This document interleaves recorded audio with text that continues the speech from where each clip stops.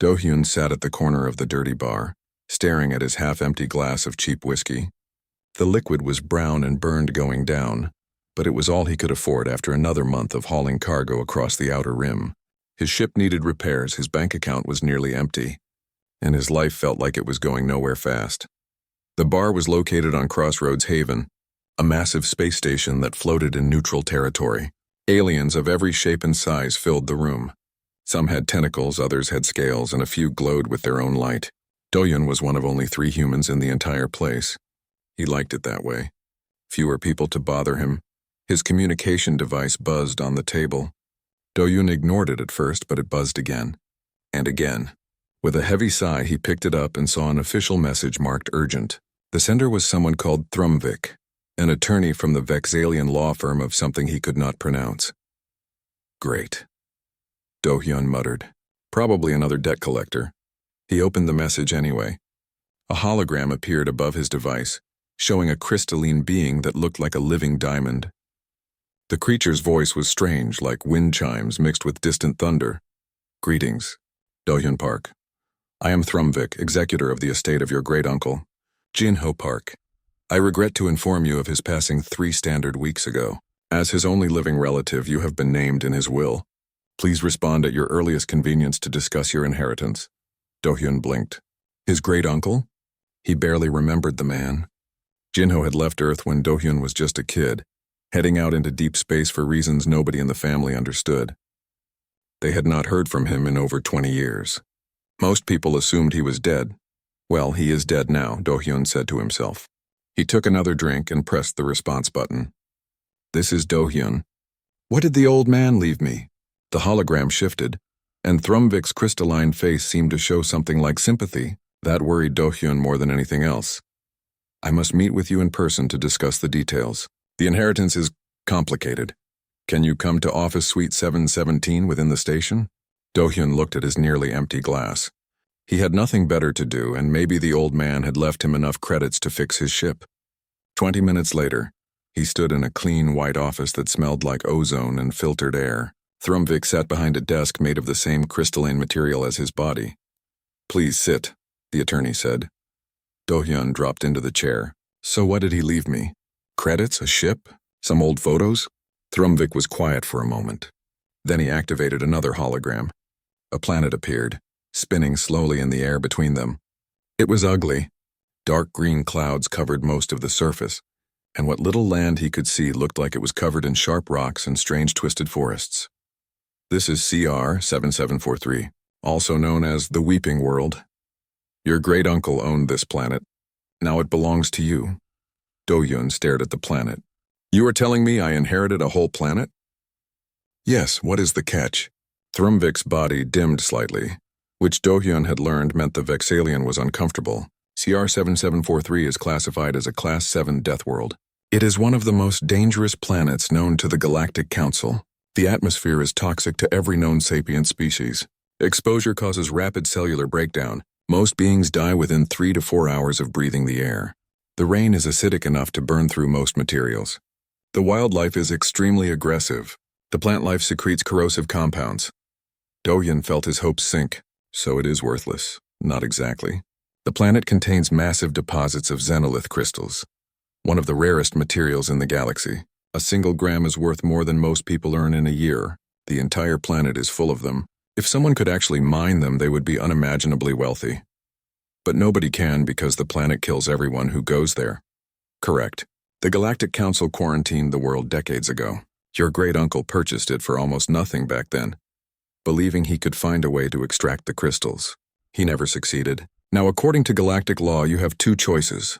You can accept stewardship of the planet and gain full mineral rights, or you can surrender it to the Council, who will seal it permanently.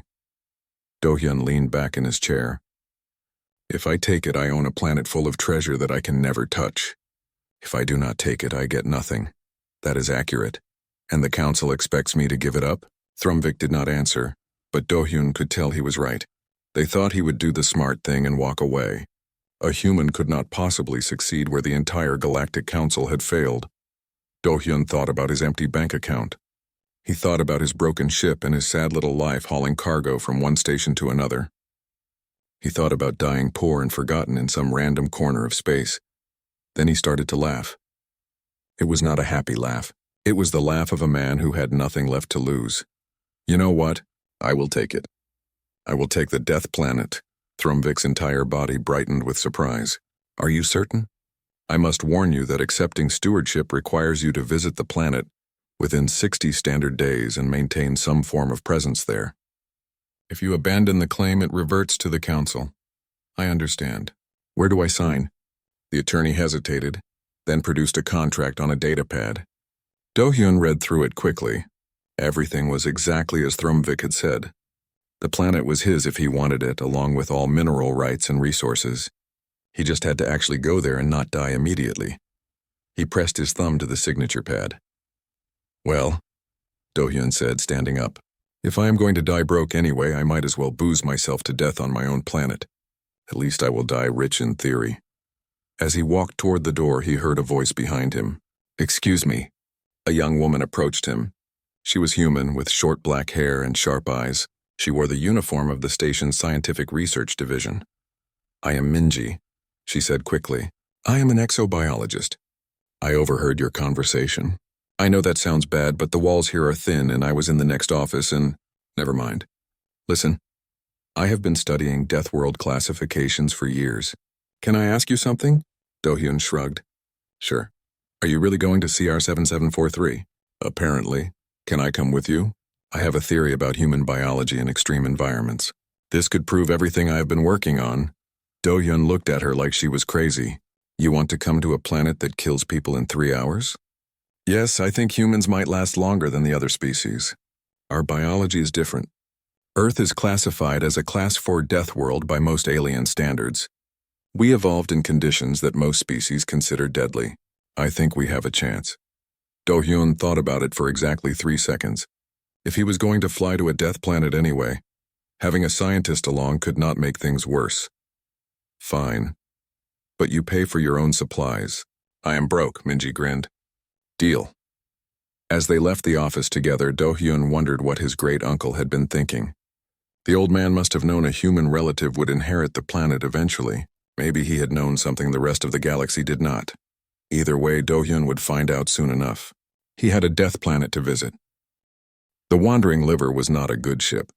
It was old, patched together with spare parts and made strange noises whenever it jumped through hyperspace. But it was Do-hyun's ship and it got him where he needed to go. Usually, Minji sat in the co-pilot seat checking her instruments for the 100th time. She had brought enough scientific equipment to fill half the cargo bay. Do-hyun had complained about the weight, but she had ignored him. They had been traveling for 3 days and the weeping world was finally coming into view. That is it? Minji asked, staring at the screen. The planet looked even worse in person than it had in the hologram. Thick green clouds swirled across the surface. Lightning flashed constantly in the upper atmosphere. The parts of land they could see through the clouds looked dark and hostile. That is it, Do-hyun confirmed. Last chance to turn back, not a chance. Take us down. Do-hyun guided the ship through the atmosphere. The Wandering Liver shook and rattled as they descended. Acid rain splattered against the hull, and his sensors started screaming warnings about atmospheric toxicity. Every system told him to turn around and leave. He ignored them all.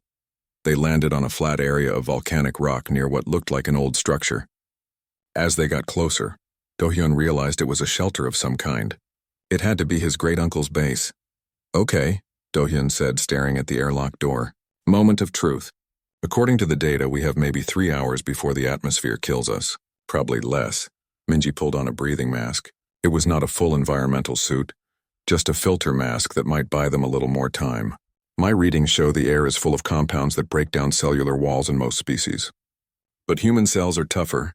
Our evolution on Earth means we can handle more punishment. You keep saying that. I hope you are right. Do-hyun put on his own mask and opened the airlock. Immediately, he felt the air hit him. It was hot and heavy, like breathing in a sauna filled with chemicals. His eyes started to water. His throat burned.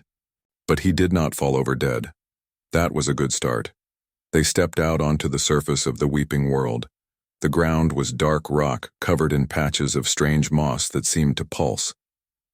The sky was a sickly green color and rain fell in steady sheets. Where the rain hit exposed rock, it fizzed and bubbled. "This place is horrible," Dohyun said. "It is amazing," Minji replied, already scanning everything with her equipment. "Look at this ecosystem. Life evolved here despite conditions that would sterilize most worlds. The biodiversity must be incredible." Dohyun walked toward the shelter while Minji took samples. The structure was made of reinforced metal that had been heavily treated to resist the acid rain. The door was locked, but Dohyun's inheritance included all the access codes. The door opened with a hiss. Inside, the shelter was dark and dusty. Dohyun found a power generator and got it running. Lights flickered on, revealing a small living space. There was a bed, a food storage unit, some basic equipment, and a computer terminal. Dohyun sat down at the terminal and powered it on. Files began loading. Most of them were his great-uncle's personal logs. He opened the first one. The hologram of an old man appeared. Jinho Park looked tired but determined. His face was weathered, and his hair was completely white. "Day 427, Jinho's recording said. "The atmosphere is harder on me than it used to be, but I am still here. Still alive. The council scientists were wrong. Humans can survive on this world, not comfortably and not forever, but long enough. Long enough to work. Long enough to mine." Dohyun sat up straighter. He opened more logs, jumping forward in time. Day 803. Found another deposit today. Xenolith crystals, just like the surveys predicted. Pulled out maybe half a kilogram. That is enough money to buy a small moon. And there is so much more here. The whole planet is full of them. Another log. Day 1090. I am getting old. The atmosphere is winning. But I have hidden caches all over this continent. Marked them all in the database. Whoever inherits this place, if they are human, they can finish what I started. They can do what the entire galaxy thinks is impossible. Dohyun felt something strange in his chest. His great-uncle had not been crazy. He had been planning. Planning for a future where another human would take over. "Minji," he called out. "You need to see this." She came inside, dripping with acid rain but grinning. "I have been outside for 30 minutes and I only feel a little sick. This is incredible. The human respiratory system can filter out most of the toxic compounds. Our stomach acids are strong enough to neutralize anything we might accidentally ingest. Our skin is thick enough to handle brief exposure to the rain. How long could we survive out here? Based on my readings? Days, maybe even a week with proper supplements. Compare that to 3 hours for a Vexalian or 6 hours for a Korthan. Dohyun, this changes everything. This planet is not a death world for humans. It is just very unpleasant." Dohyun showed her the logs. They spent the next hour going through all of Jinho's files. The old man had spent nearly 20 years on this planet, slowly mapping crystal deposits and building small extraction sites. He had pulled out millions of credits worth of xenolith crystals, but had never told anyone. He had kept it all secret, waiting. "There is a cache location just 2 kilometers from here," Dohyun said, checking the maps. "We could reach it before dark." They gathered supplies and headed out. The terrain was rough, and strange creatures watched them from the twisted forests. Nothing attacked them, though Dohyun kept his hand on his plasma cutter just in case. The cache was hidden in a cave behind a waterfall of acid. Dohyun and Minji had to run through it quickly, their clothes smoking from the exposure. Inside the cave, they found a sealed container. Dohyun opened it. Xenolith crystals filled the container. They glowed with an inner light, shifting through different colors. There had to be at least 5 kilograms of them. At current market prices, that was worth more money than Dohyun had seen in his entire life. "We are rich," he whispered. "You are rich," Minji corrected. "This is your planet." Dohyun looked at her. "You came here with me. You get a share. That is how this works." They hauled the crystals back to the ship. Dohyun felt sick by the time they arrived, and Minji was coughing badly. But they were alive. They had spent over 6 hours exposed to the atmosphere of a Class 7 death world, and they were alive. That night, safe inside the ship with filtered air, Dohyun sent a message to Thrumvik. He kept it simple. "I am alive. The planet has not killed me yet, and I just found 5 kilograms of xenolith crystals. Tell the council that CR7743 is officially under human operation. Oh, and tell them I said hello." Minji worked on her report to the scientific community. She documented everything they had experienced, all their biological readings, and her theories about human survival on extreme worlds. "This is going to cause problems," she said. When people find out that humans can work on Class 7 worlds, everything changes. There are hundreds of these planets scattered across the galaxy. All of them are considered worthless. All of them are probably full of valuable resources. Do-hyun opened a bottle of whiskey he had been saving. He poured 2 glasses and handed one to Minji. To Jinho, he said, the crazy old man who figured it out first. To Jinho, Minji agreed. They drank together while acid rain hammered against the hull of the ship. Outside, the weeping world continued its eternal storm. But inside, 2 humans sat comfortably, planning their future on a planet that the entire galaxy had written off as uninhabitable. Do-hyun looked at his glass and smiled. You know what? Maybe I will not booze myself to death just yet. I think I have work to do first. 3 days later, Minji's report reached the scientific community. Within hours, it was the most talked about discovery in the galaxy. Humans could survive on Class 7 death worlds. The impossible was possible, and Do-hyun owned one of those impossible worlds full of impossible riches. The galaxy was about to learn an important lesson. What one species calls a death world, another species might call home. And humans had been living on a death world called Earth for their entire existence. They were built for this. Do-hyun recorded a message and broadcast it on open channels, knowing it would spread across the galaxy, to whom it may concern. This is Do-hyun Park, speaking from CR7743, the Weeping World. I am drunk, I am poisoned, and I am richer than your entire species. This is human perseverance. We are too stupid to know when we are dead. Thank you for your time. He ended the transmission and laughed until his sides hurt. News traveled fast in the galaxy. Within a week, everyone knew about the human who was operating on a Class 7 death world. Some people were impressed, some people were curious, and some people were very, very greedy. Do-hyun had just finished setting up a small mining operation near his great-uncle's old shelter. He had used the credits from selling the first cache of crystals to buy proper equipment. Nothing fancy, just some basic mining drones and a better generator. Minji was busy cataloging the local plant life when the proximity alarm started screaming. We have ships approaching, Minji called out from the shelter. Multiple contacts. They are big ones. Do-hyun ran to the sensor station. 6 ships had dropped out of hyperspace and were moving into orbit around the planet. They were warships. Old ones patched together like his own ship, but still dangerous. Pirates or mercenaries, probably. The kind of people who heard about a lone human on a valuable planet and saw an opportunity. A communication channel opened. A face appeared on the screen. It belonged to a Korthan, a species known for their aggressive nature and love of violence. This one had scars across his gray skin and cold black eyes. Human, the Korthan said in rough galactic common. I am Vash. You are operating illegally on this planet. Galactic Council law states that Death World operations require proper permits, safety teams, and oversight. You have none of these things. Therefore, your claim is invalid. Leave now, or we will remove you.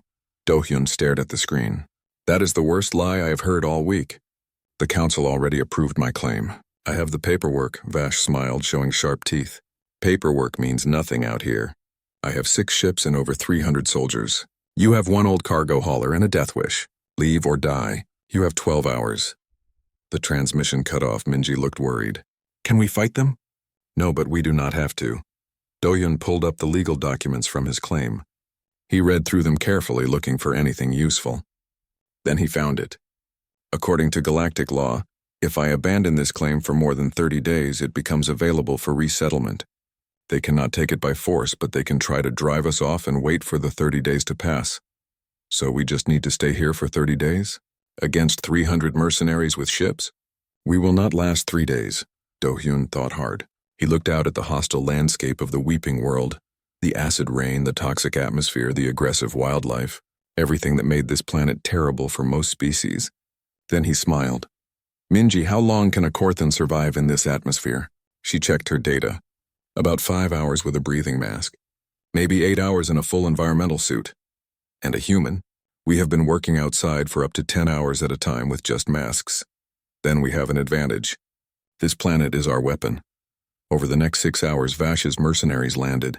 They came in dropships wearing heavy environmental suits and carrying serious weapons. They set up a base camp 5 kilometers from Do-hyun's shelter on higher ground. Do-hyun watched them through his cameras. They are being smart, he muttered. staying at a distance, setting up proper defenses. Vash is not an idiot, but Do-hyun had spent weeks learning about this planet. He knew where the acid rain was heaviest. He knew which areas had the most aggressive insects. He knew where the ground was unstable and likely to collapse. That night, he snuck out of the shelter. Minji wanted to come with him, but he refused. If something happens to me, you need to be alive to maintain the claim. He moved through the darkness like a ghost. His human eyes adapted to the dim light better than most alien species could manage. He reached the mercenary camp and studied their setup. They had environmental tents with air filtration, but the seals were not perfect. They had to be. Nothing could be perfectly sealed against this atmosphere. Do-hyun found their water purification system. Every camp needed water, and they would be pulling it from the environment. He took a sample of local plant sap, thick and sticky and full of compounds that would make most aliens very sick. Not immediately deadly, but enough to cause problems. He carefully contaminated their water supply. Then he moved to their vehicle depot. The mercenaries had brought heavy transport vehicles with treads designed for rough terrain. Do-hyun placed small nests of local insects near the vehicle seals. The insects were tiny things that his great-uncle had documented. They were attracted to the materials used in environmental seals and would burrow into them, creating tiny holes. It would take days for the damage to become obvious. By then, the atmosphere would start leaking in. Do-hyun made it back to his shelter just before dawn. He was exhausted and felt sick from extended exposure, but he was alive. 2 days later, the mercenaries made their move. They surrounded Do-hyun's shelter and demanded he surrender. Vash's voice came over the loudspeakers. "You have nowhere to run, human. Come out peacefully and we will let you leave with your life." Do-hyun responded over an open channel. "You are already dying, Vash, you just do not know it yet." "What are you talking about? Check your water supply. Check your vehicle seals. Check your men. This planet is killing you slowly and you cannot even feel it happening yet." There was silence, then angry shouting in the background. Do-hyun's gambit had worked. The mercenaries were getting sick. Not badly yet, but enough to notice. Their environmental seals were failing. The atmosphere was getting in. Vash tried to push forward anyway. He sent teams to attack the shelter. But Do-hyun had prepared for this too. He led them through areas where the acid rain was concentrated by the local terrain. He triggered rock slides in unstable zones. He used every trick his great-uncle had documented. The mercenaries fell back with losses. Do-hyun had not killed anyone, but several soldiers were injured and all of them were getting sicker from atmospheric exposure. That is when help arrived. A small ship dropped out of hyperspace and landed near Do-hyun's shelter. 2 more humans emerged. One was a big man with military tattoos and gray hair. The other was a woman with kind eyes and multiple scientific instruments. "Do-hyun Park?" the man asked. "That is me." "Who are you?" "I am Tae-woo, former military engineer. This is Kyungmin, xenobotanist. We heard about what you are doing here. Thought you could use some help." "Why would you help me?" Tae-woo grinned. "Because you are proving that humans can operate on worlds the Council gave up on. Do you know how many Class Sim death worlds are out there? Hundreds, all full of resources, all considered worthless. Until now. You are changing everything, friend. We want to be part of that." More ships arrived over the next week. Most were turned away by Vash's blockade, but a few made it through. By the end of the second week, Do-hyun had 20 humans at his shelter. Engineers, scientists, miners, and a few ex-soldiers like Tae-woo. They built better defenses. They expanded the shelter. They set up more mining operations. And most importantly, they survived. They survived in an environment that was slowly killing the mercenaries trying to evict them. Vash called a meeting under a truce flag. He appeared on screen looking tired and angry. His gray skin had an unhealthy color to it. "How are you doing this?" he demanded. "My people are dying. We have lost 30 soldiers to atmospheric poisoning. Our equipment is failing, but you humans just keep working like this planet is nothing." Do-hyun leaned back in his chair. "This planet is trying to kill us too, Vash. But humans are used to that. Our home planet tries to kill us every day. Extreme heat, extreme cold, toxic plants, deadly animals, natural disasters. We evolved learning to survive when everything around us wanted us dead. This is just another Tuesday for us. You are insane." "Maybe. But this is my planet and I am not leaving.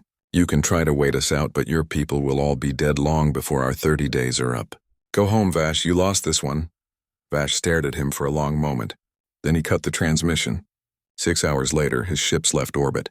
The mercenaries packed up and retreated, leaving behind equipment they could not take with them. Do-hyun watched them go and felt something like satisfaction. That night, the humans celebrated. They gathered in the expanded shelter, drinking recycled alcohol and sharing stories. Taewoo raised his glass. To Do-hyun, the stubbornest man in the galaxy. Everyone cheered. Minji sat next to Do-hyun, looking pleased. You know this is just the beginning, right? Word is spreading. More mercenaries will come. More people who want to take what you have built. Let them come, Do-hyun said. They will learn the same lesson Vash did. You cannot take something from someone who refuses to die. Kyung-min spoke up. I have been talking to the scientific community. Your success here is causing debates across the galaxy. The Council is being forced to reconsider their Death World classifications. If humans can operate on Class 7 worlds, what does that mean for territorial claims? For resource rights? Do-hyun had not thought about the bigger implications. He had just been trying to survive and make some money. But Kyung-min was right. This was bigger than one planet. This was about changing how the galaxy saw humanity. Well, he said slowly, I guess we better make sure we succeed then. Let the galaxy watch. Let them see what humans can do. The celebration continued into the night. Outside, the weeping world raged on with its storms and acids and toxic air.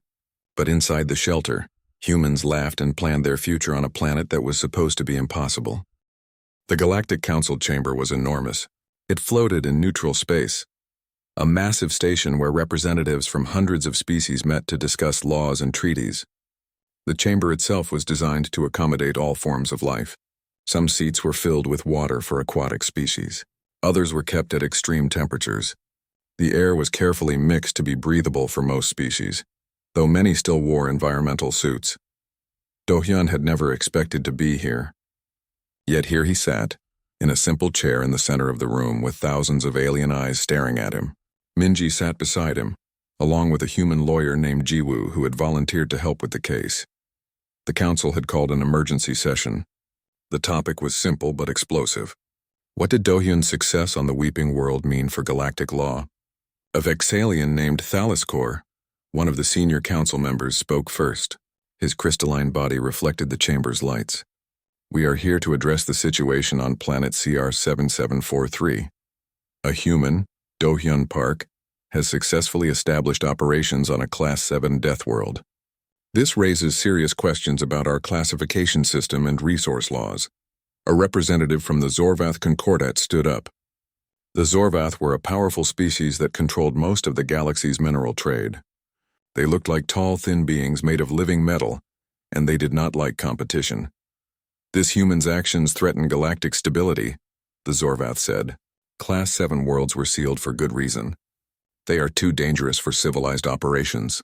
If we allow humans to claim these worlds, it creates an unfair advantage based on biological differences. Murmurs spread through the chamber. Many species nodded in agreement. The idea that biology could give one species an advantage over another made everyone uncomfortable. Jiwoo stood up to speak. She was calm and professional.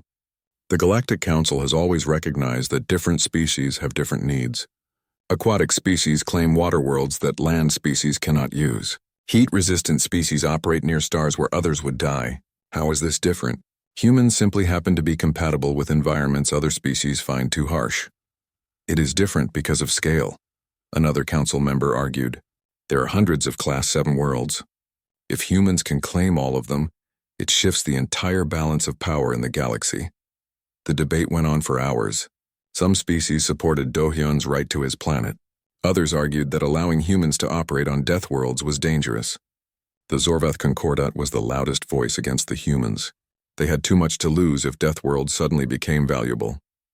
Finally, the council called for Do-hyun himself to speak. He walked to the central platform, feeling out of place in his work clothes while surrounded by diplomatic robes and environmental suits. I am not a politician, he started. I am just a guy who inherited a planet nobody else wanted. Everyone told me it was worthless.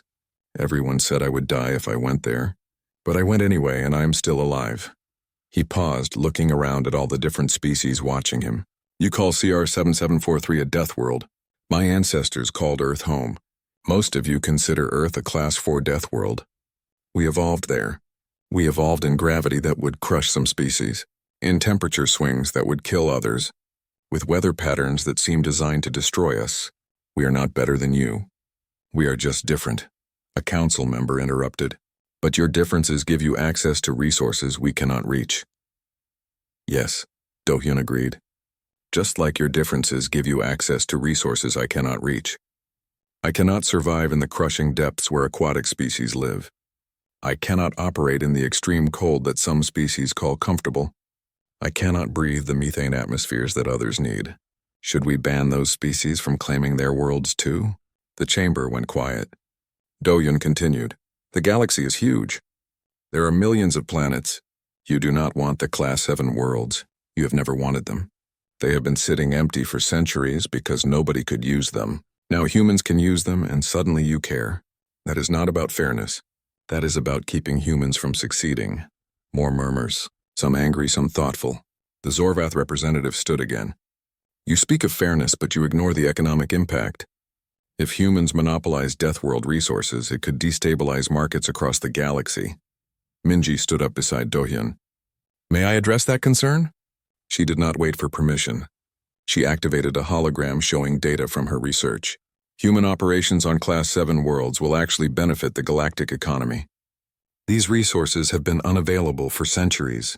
Bringing them to market will create new opportunities for everyone. Additionally, humans cannot operate on thousands of worlds simultaneously. We would need to partner with other species for transportation, processing, and distribution.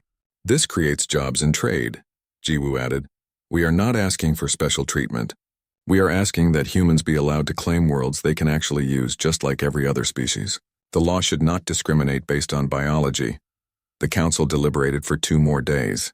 Do-hyun spent that time in a small guest quarters, watching news coverage of the debate. The galaxy was divided. Some humans were excited about the possibility of claiming death worlds. Many aliens were worried about human expansion. Trade organizations were trying to calculate the economic impact. On the 3rd day, the council reached a decision. Thalaskor announced the ruling.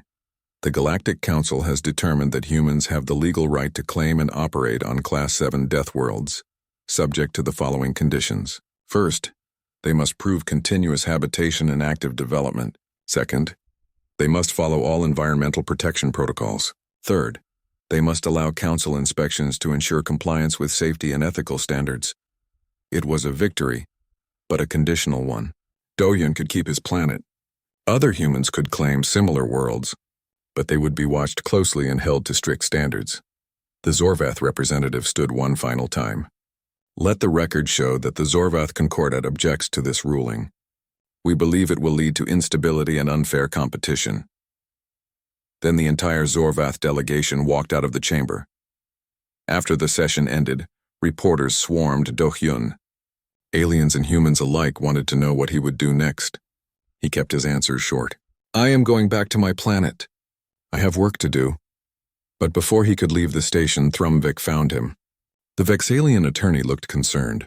You should know that Vash has returned to CR 7743. He brought more mercenaries this time. Twice as many as before. The council ruling did not change his mind about taking your planet by force. Do-hyun felt tired. Of course he did. Legal does not mean easy. There is more, Thrumvik continued. The Zorvath are funding him. They want to make an example of you. If they can drive you off the planet before you establish permanent operations, it undermines the council's ruling. It sends a message that humans cannot actually hold death worlds. Minji looked angry. That is not fair. We won in the council. Politics is never fair, Jiwoo said quietly. The council ruled in your favor, but they will not enforce that ruling unless you can prove you can hold the planet. If Vash drives you off, the council will just say it was a private dispute. Do-hyun thought about everything they had built on the Weeping World. The mining operations, the shelters, the research stations. Taewoo, Kyungmin, and the other humans working there. All of it was in danger. How long do we have? He asked Thrumvik. Vash will attack within a week. He is gathering forces now. Do-hyun looked at Minji and Jiwoo. We need to get back fast. They rushed to Do-hyun's ship and departed immediately. During the journey back to the Weeping World, Do-hyun sent messages to Taewoo and the others warning them about the incoming attack. The response was not what he expected. Taewoo's face appeared on screen, grinning. We know. We have been watching them gather. And guess what? More humans heard about the council ruling. We have had 50 new arrivals in the last 3 days. Scientists, miners, engineers, and quite a few ex-military types who think defending a death world sounds exciting. Can we hold against Vash? Probably not in a straight fight. He has over 600 soldiers now in real warships. But this is not a straight fight. This is the Weeping World. The planet kills our enemies for us, remember? Kyung-min appeared on screen next to Taiwu. I have been mapping the local ecology. I found some very interesting defensive applications for the native life forms. Also, the acid rain patterns are predictable. We can use them. Doyun felt hope rising in his chest. Start preparing defenses. We will be there in 2 days. And Taiwu? Make sure everyone is ready. This is going to be ugly. Already on it, boss. As the wandering liver jumped through hyperspace toward the Weeping World, Doyun stood in the cockpit and stared at the stars. Minji came to stand beside him. Do you ever regret signing those papers? She asked. Your life was simpler before all this. Do-hyun thought about it. His old life had been simple. Poor, lonely, and going nowhere, but simple. Now he owned a planet, had people depending on him, and was about to fight a war against mercenaries backed by one of the galaxy's most powerful organizations. No regrets, he said. This is better. This matters, Minji smiled. Good, because we are all in this together now. The Weeping World waited for them, storms raging across its surface. The Weeping World had changed in the months since Doyun first arrived. What had started as a single shelter was now a small settlement. Prefabricated buildings dotted the volcanic plains, connected by covered walkways that protected against the acid rain. Mining operations ran day and night. 70 humans now called this deadly planet home. Vash's fleet appeared in orbit like a dark promise. 12 warships this time, carrying over 600 mercenaries. They were serious about taking the planet. Do-hyun stood in the command center they had built, watching the sensor displays. They will land at dawn, Taewoo said, studying the enemy positions. Same place as last time. They know the terrain there. That gives us tonight to finish preparations, Do-hyun replied. He turned to address the room full of humans. Everyone knows the plan. We are not trying to win a battle. We are trying to survive long enough that they cannot take the claim. 30 days. If we last 30 days, the planet is legally secure. A young woman named Somin spoke up. She was a miner who had arrived just 2 weeks ago. What if they just bombard us from orbit? Their ships have weapons. They will not, Jiwoo said. She had stayed on the planet to help with legal matters. The council made it clear that any orbital bombardment would be considered a war crime. Vash is being funded by the Zorvath, but even they cannot ignore that law. He has to take the planet with ground forces. Kyung-min activated a holographic map of the surrounding area. We have spent weeks preparing the terrain. The acid rain concentrates in these valleys. We have planted nests of burrow wasps along their approach routes. The wasps are attracted to the electromagnetic signatures of their equipment. And we have undermined the stability of this entire ridge. One good explosion and it will collapse. What about direct combat? Someone asked. Taewoo grinned. We have 40 people with military experience. Not much compared to 600, but we know this planet. They do not. And we can fight for hours in this atmosphere. They can fight for maybe 3 hours before they need to return to their ships for fresh air. Time is on our side. Do-hyun looked around at all the faces watching him. They were scared, but determined. They had all come to the Weeping World for different reasons. Some wanted fortune. Others wanted adventure. A few just wanted to prove that humans could do the impossible. Now they would have to work together or die. Get some rest, he said. Tomorrow is going to be a long day. Dawn came with its usual acid rain. Do-hyun stood on the ridge above the settlement, watching as Vash's dropships descended. They landed in formation and mercenaries poured out. Most were Korthans, but there were other species too. Humans saw several Dralics, a species known for their strength. There were even a few Vexalians, which surprised everyone since the atmosphere affected them so badly. Vash himself appeared on the communications channel. He looked healthier than last time, probably receiving expensive medical treatments between battles. Do-hyun Park. I admire your stubbornness, but this ends today. I have 600 soldiers. You have what, 70 colonists? Surrender now and I will let everyone leave alive. No, Do-hyun replied simply. Then you are all fools. The first wave of mercenaries advanced. They moved in organized formations. covering each other with practiced efficiency. These were professionals, but they were walking into a trap. Kyungmin triggered the first defense. The burrow wasps, disturbed by the electromagnetic fields from the mercenary equipment, swarmed out of their nests. The insects were tiny but aggressive, and they went straight for the environmental suit seals. Within minutes, dozens of mercenaries were falling back with compromised suits. The atmosphere started leaking in. The second wave tried to avoid the wasp zones. They moved through the valley where acid rain concentrated. Taewoo had his team ready. They triggered explosives that diverted water flow, creating a sudden flood of acidic runoff. More mercenaries retreated with damaged equipment, but Vash had numbers on his side. He kept pushing forward, sending wave after wave. Some groups made it through the defenses and reached the settlement perimeter. That was when the real fighting started. Do-hyun found himself in combat for the first time in his life. He was not a soldier. His plasma cutter was meant for mining, not fighting. But when a Korthan mercenary came through a doorway, Do-hyun did not hesitate. He fired and the mercenary went down. The battle raged for hours. Humans defended their buildings, falling back when necessary, using the terrain and their better atmospheric tolerance to their advantage. Mercenaries had better weapons and armor, but they tired faster. After 3 hours, most of the first assault teams had to withdraw for fresh air and medical treatment. The humans kept fighting. By midday, Vash had to admit his first assault had failed. He regrouped his forces and tried again. This time he focused on a single point, trying to overwhelm one section of the defense. It almost worked. Do-hyun watched as mercenaries broke through near the mining operations. If they took the mines, they could claim the humans were not actively developing the planet. Taewoo led a counterattack. 20 humans, most of them ex-military, charged into close combat. The fighting was brutal and desperate. Do-hyun saw Somin, the young miner, using a mining drill to fight off a Dralix twice her size. He saw Kyung-min throwing containers of native plant toxins that melted through mercenary armor. The humans drove them back. Barely. That night, Vash's forces retreated to their landing zone. Do-hyun counted casualties. 5 humans dead, 15 wounded. It hurt. These were people he knew, people who had trusted him, but they had held. Day 1 was over, and they had survived. The next week was a nightmare. Vash attacked every day, sometimes twice. The humans fought back, using every trick they knew. They used the planet as a weapon, leading mercenaries into the most hostile zones. They sabotaged equipment during the night. They never stopped moving, never gave the mercenaries a stable target. Slowly, the tide began to turn, not because the humans were winning, but because the mercenaries were dying. The atmosphere was taking its toll. Even with environmental suits and regular rotations back to the ships, the constant exposure was causing long-term damage. Mercenaries started deserting. Some refused to fight anymore. Others just got too sick to continue. On day 12, something unexpected happened. 2 more ships arrived in orbit. But they were not reinforcements for Vash. They were human ships carrying supplies and volunteers. Word had spread about the battle on the Weeping World.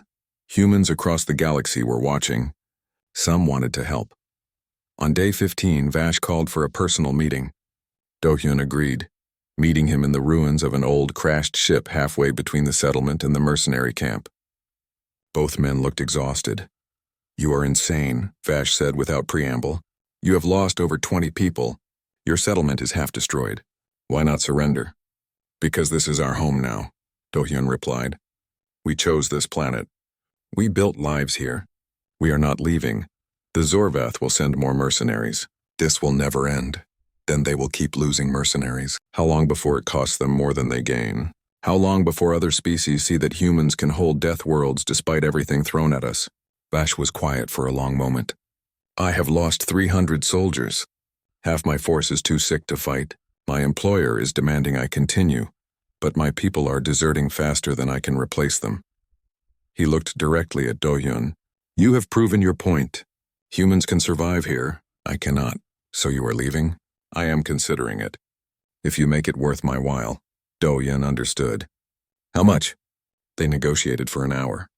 Finally, they reached an agreement. Do-hyun would pay Vash 500,000 credits, a fraction of what the planet was worth, but enough for Vash to claim he got something from the contract. In return, Vash would leave and report to the Zorvath that the planet was unviable for conquest. It was expensive, but it was cheaper than continuing the battle. Do-hyun agreed. 2 days later, Vash's fleet departed. The humans celebrated, but it was a quiet celebration. Too many had died. Too many were still recovering from injuries. Over the next months, the weeping world slowly recovered. More humans arrived, drawn by news of the successful defense. The settlement grew into a proper town. Mining operations expanded. Research stations studied the unique ecology. The planet that everyone had written off as worthless became home to over 300 humans. A year after Do-hyun first signed the inheritance papers, he stood in the same spot where he had first landed. The settlement spread out behind him. Ships came and went regularly now. The planet was connected to the Galactic Trade Network. Xenolith crystals from the Weeping World were selling across the galaxy, making everyone involved very wealthy. Minji walked up beside him carrying a datapad. She was now the chief scientific officer of what had become a major research facility. The council officially recognized our colony status today. We are now a legitimate planetary government. How did that happen? We are just a bunch of miners and scientists.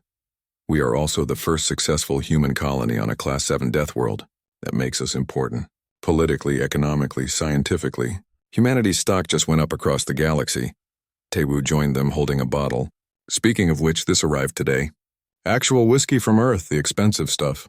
Figured we should celebrate properly. He poured 3 glasses.